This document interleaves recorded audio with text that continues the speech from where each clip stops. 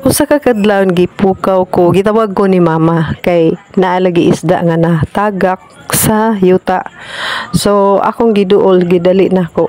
Pag adto nako kay ang isda to na gyud sa yuta, nagka-bas na gyud siya. Wala ko masayod nga nung ni laylayat siya. So dali ko kuha og kanang net. So mao ni akong gikan sa yuta ako siyang pasulod sa net. Og mao ni dili ba na siya makabalansi niya tungod sa net akong gikuan siya niya gipatungod na ako siya sa nag-agas nga tubig no hangtod nangatangtang ang mga bas sa iyahang lawas hangtod nga nadugay nakabaton gid siya og kusog. So nadugay ako ra siyang gi-release pod diha balik sa mga kauban niya. So, pagkatangtang na sa mga bus. O, kay gikan to nga nagulan-ulan, mauto nga napuno hamabaw na ang tubig. Hapit na himabaw na jud ba?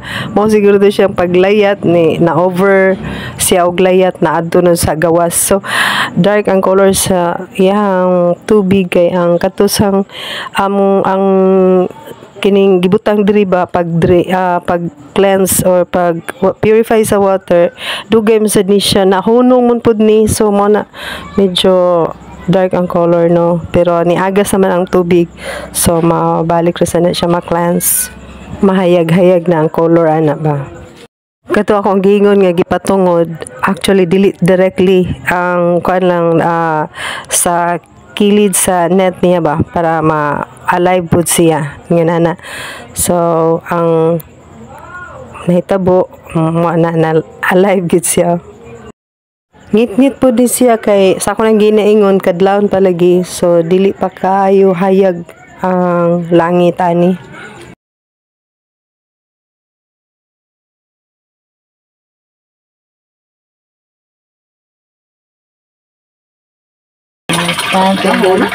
Amo siya i-try og paggawas kasi makabalanse na ni.